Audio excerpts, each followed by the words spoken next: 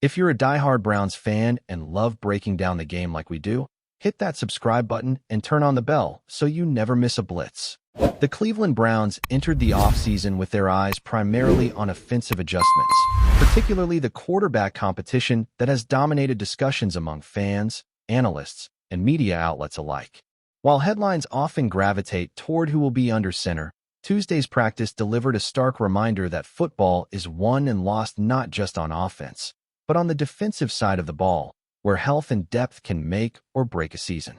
The Browns' secondary, long regarded as a potential strength heading into the year, has already been rocked by injuries, raising serious questions about how the team will withstand the physical toll of an AFC North campaign.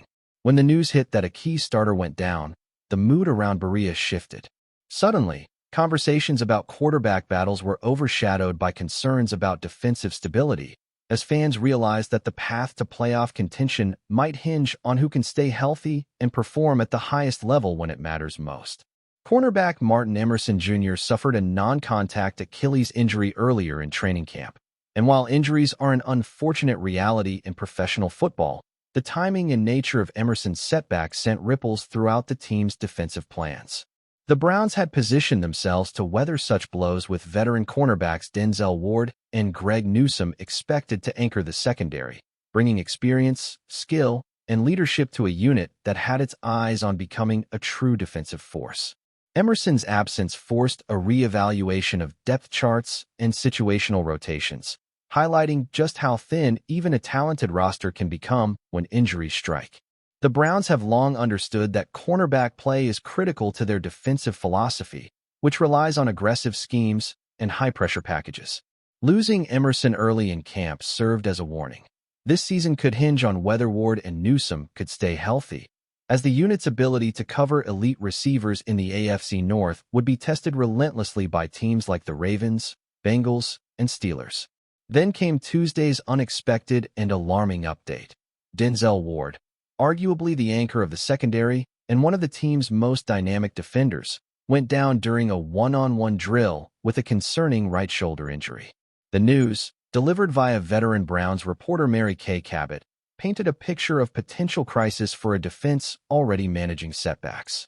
Ward, who had just completed arguably the best season of his career, is a cornerstone of the unit, leading the NFL in pass breakups and making his fourth Pro Bowl appearance, all while demonstrating remarkable consistency and physicality across all 16 games last year. His presence not only stabilizes the cornerback position, but allows defensive coordinator Jim Schwartz to implement complex schemes that rely on reliable coverage behind a fierce pass rush. Losing Ward, even temporarily, could force a complete rethinking of defensive strategies and player rotations in the preseason. The implications of Ward's injury cannot be overstated, as the Cleveland Browns enter an AFC North fraught with elite receiving threats and high-powered offenses that exploit any defensive vulnerability.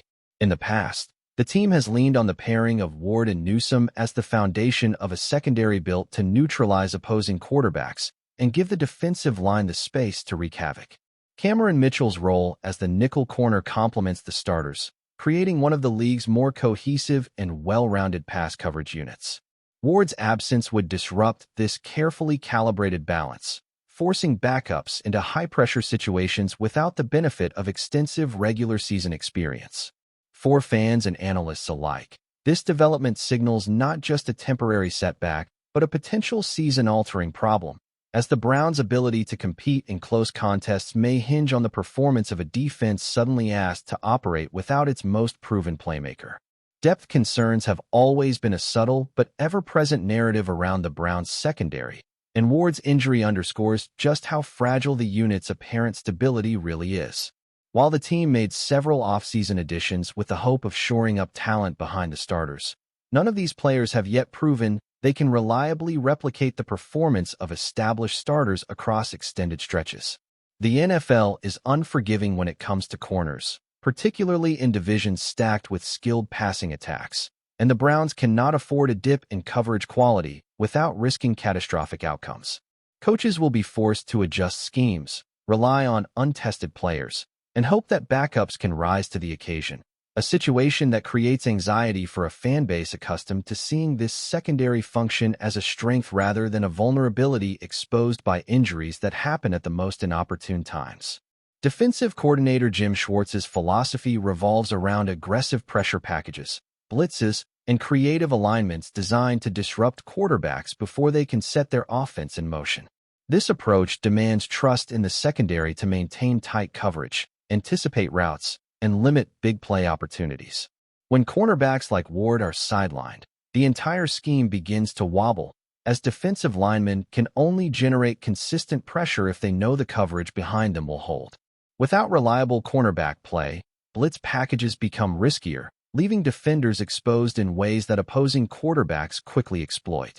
The Browns coaching staff now faces the daunting challenge of reconfiguring not only personnel, but also tactical approaches in practice and preseason games to compensate for a sudden gap in the unit's top-tier talent, all while maintaining morale and confidence among players thrust into unfamiliar responsibilities. Beyond tactical concerns, there is a human element to consider, as Ward's injury has an undeniable emotional and psychological impact on the locker room. Star players often serve as both on-field leaders and sources of confidence for younger teammates, setting a tone for how preparation, execution, and resilience manifest during games. Losing such a pivotal figure during the early stages of camp can create uncertainty, increase pressure on less experienced players, and introduce self-doubt among those suddenly asked to shoulder responsibilities beyond their proven capacity. Coaches will need to balance maintaining rigorous training regimens with ensuring that the team's morale remains intact, fostering an environment where backups feel empowered rather than overwhelmed, all while managing the relentless external scrutiny that comes with being a Browns defender facing a high-profile injury in a media-saturated market. Strategically, the timing of Ward's shoulder injury could not be worse, as the preseason is designed to fine-tune rotations, evaluate depth, and establish communication between defensive backs and linebackers. This window is critical for building cohesion, practicing coverage adjustments, and implementing complex schemes that rely on split-second decision-making. With Ward sidelined, the Browns lose the ability to fully test their secondary in realistic scenarios, potentially creating gaps in preparation. Against high-octane divisional opponents, every misstep in coverage could translate into big plays when the season begins, emphasizing the precarious nature of the situation. The coaching staff must now reallocate practice reps, accelerate the development of backups, and maintain confidence across the defensive unit while ensuring that the absence of a star player does not fundamentally compromise the team's overall strategy, heading into a season where every contest is likely to be closely contested. For fans, Ward's injury represents a tangible threat to the team's broader aspirations, particularly given the formidable offensive talent present in the AFC North.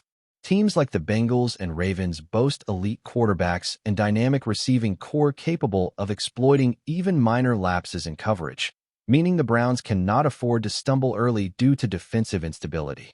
The stakes are amplified by the offensive transition occurring simultaneously, with quarterback competitions and new schemes in place. Defensive reliability has historically been Cleveland's insurance policy when the offense struggles, and Ward's potential absence jeopardizes that safety net. This dual pressure, navigating offensive experimentation while scrambling to stabilize the secondary, sets the stage for a season that could hinge on how quickly the team adapts and whether backups rise to the challenge under real game intensity, highlighting the interconnected nature of football strategy where one injury can ripple across every facet of the team's performance. The roster moves made during the offseason, while helpful in theory, are now being put to the ultimate test, revealing the gaps that emerge when top-tier talent becomes unavailable. While the Browns front office hoped that new signings would provide depth, experience has proven that practice performance rarely substitutes for live-game experience, particularly in high-pressure situations against elite opponents. Ward's absence could catalyze a chain reaction, forcing young or untested players into situations they may not yet be prepared for, challenging the coaching staff to balance risk with necessity. Analysts and fans alike will watch closely to see how the Browns respond, as the team's ability to adjust will speak volumes about organizational depth, the adaptability of coaching strategies, and the resilience of a unit suddenly deprived of one of its most critical pieces, all before the season even officially kicks off. Ultimately, the Cleveland Browns now face a crucial juncture in their preseason, as Ward's shoulder injury threatens to redefine the team's defensive narrative before it even begins. While the offense continues to work through quarterback decisions and schematic adjustments, the real determinant of success may very well come from how the defense adapts to sudden adversity. Maintaining cohesion, executing aggressive schemes, and relying on backups to perform at a Pro Bowl level are no small tasks, but they represent the challenge that will define the team's early trajectory. Fans, analysts, and players alike must brace for a period of intense evaluation, as the Browns' ability to weather injuries, maintain defensive integrity, and support an evolving offense will ultimately determine whether they remain competitive in one of football's most challenging divisions or struggle under the weight of unexpected adversity. With a season that could hinge entirely on how this injury ripple is managed on and off the field. Enjoying the content so far? Smash that like button and drop your take in the comments. We want to hear what you think about the Browns this season. The rumor that has been shaking up the NFL world this week comes straight out of Cleveland, where whispers suggest that superstar pass rusher Myles Garrett has finally reached a breaking point with quarterback Deshaun Watson. According to the chatter, Garrett allegedly exposed a deep-seated hatred that Watson has been harboring, something that has been bubbling under the surface ever since the two became teammates. For fans of the Cleveland Browns, the news feels almost surreal, because Garrett has always been seen as the leader, the voice, and the heartbeat of the defense, while Watson, despite all the controversies surrounding him, was supposed to be the offensive savior. To hear that Garrett would go so far as to claim he would never share the field with Watson again is more than just a storyline. It is a potential franchise-altering revelation, and one that could rip apart the foundation of a team already walking on thin ice. Digging deeper into this supposed animosity, insiders are hinting that it isn't just a matter of conflicting personalities, but something far darker and more personal. Reports swirling through locker room gossip suggest that Watson has made dismissive remarks about Garrett's leadership style, allegedly mocking his intensity and even belittling his influence over the younger defensive players. For Garrett, who takes immense pride in his work ethic and the culture he tries to establish, these jabs didn't just sting, they festered. If these whispers are true, then Watson's words created a wedge that has only grown with time, reaching a boiling point that finally exploded behind closed doors. Garrett exposing Watson's so-called hatred isn't just a cry of frustration. It's a declaration that the situation has passed the point of no return, and now the Browns may find themselves staring at an irreparable fracture between two of their most high-profile athletes. Fans online have been buzzing, with social media platforms lit up by speculation, memes, and heated debates about whether this is even real or just another sensationalized rumor meant to stir controversy. On Twitter, Browns loyalists are split down the middle. Some believe that Watson's tumultuous past and questionable leadership have always been red flags, while others insist Garrett is too emotional and prone to dramatic flare-ups. The truth, as always, may lie somewhere in between, but what is undeniable is the sheer impact of the story itself. In the NFL, perception matters almost as much as reality, and if teammates begin to believe there's real animosity between their defensive captain and their starting quarterback, that perception could become self-fulfilling. Teams thrive on chemistry, trust, and respect, and once cracks appear, they spread fast. For the Browns, the timing couldn't be worse, as expectations for a playoff push were already teetering on fragile ground. The narrative gets even messier when you consider the broader context of Watson's tenure in Cleveland. Ever since the blockbuster trade that brought him in, accompanied by a controversial fully guaranteed contract, Watson has been under a microscope. His off-field legal troubles left many fans questioning the morality of the move, while his inconsistent play on the field has only intensified criticism. Garrett, on the other hand, has long been the golden child of the franchise, drafted, developed, and adored by fans for his dominance and his relatively clean image, save for the infamous helmet swing incident years ago. To pit these two figures against each other is to pit the two faces of the Browns' identity against themselves. One embodying homegrown pride and defensive grit, the other embodying high-risk, high-reward offensive desperation. If Garrett is truly drawing a line in the sand, then management may be forced to choose, and that decision could define the next decade of Browns football. Within the locker room, sources claim the tension has become palpable, with players quietly taking sides. Defensive players, loyal to Garrett, allegedly keep their distance from Watson during team gatherings, while certain offensive teammates reportedly rally behind their quarterback. Coaches are said to be scrambling to maintain a sense of unity, preaching professionalism and focus, but whispers suggest that team meetings are increasingly awkward, with subtle digs and icy silences hanging in the air. When your two most important leaders refuse to coexist, it puts enormous pressure on everyone else to pick a lane. Imagine trying to game plan for an AFC North battle while your stars can't even look each other in the eye. This is the kind of behind-the-scenes drama that derails seasons, no matter how talented the roster might be. And the scary part for Cleveland fans is that, according to the rumor mill, the situation has already spiraled too far out of control. Adding to the intrigue is the way Garrett reportedly delivered his ultimatum. Instead of quiet diplomacy or working through coaches, he allegedly went full force, telling confidants and perhaps even front office executives that he would never line up alongside Watson again. That kind of language is more than just venting. It's a threat with real consequences. Garrett knows his value. He knows he is not just another player but a cornerstone of the franchise, someone who could demand a trade tomorrow and have every contender in the league begging for his services. By going public, or at least semi-public, with his refusal to work with Watson, Garrett may be testing the Browns' resolve. Are they willing to alienate their defensive superstar in order to keep a polarizing quarterback afloat? Or will they finally admit that the Watson experiment has cost them far more than they ever imagined? Those are the kind of questions ownership now faces. Media outlets, both local and national, are treating the story like wildfire, because drama of this magnitude always pulls eyes and ears.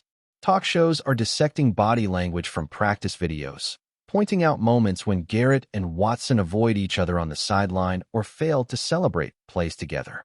Analysts are speculating about potential trades, with Garrett linked to powerhouse teams that are one pass rusher away from a Super Bowl. On the flip side, Watson's defenders argue that he is being unfairly targeted and that Garrett, for all his talent, might be overstepping his role. Either way, the narrative refuses to fade, and every small detail becomes a fresh headline. In the NFL, where every move is magnified, a feud between two stars is like blood in the water, and everyone wants a piece of the story. For the Browns, there's no escaping the spotlight now. Some speculate that money plays a role in the feud. With Watson's contract being fully guaranteed and eating up a massive portion of the team's salary cap, there's resentment brewing among veterans who believe the resources could have been spread more evenly.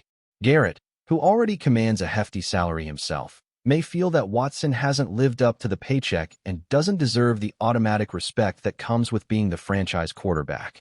That sentiment resonates with many fans who have seen Watson struggle to regain his Pro Bowl form, leaving the defense to carry the weight week after week.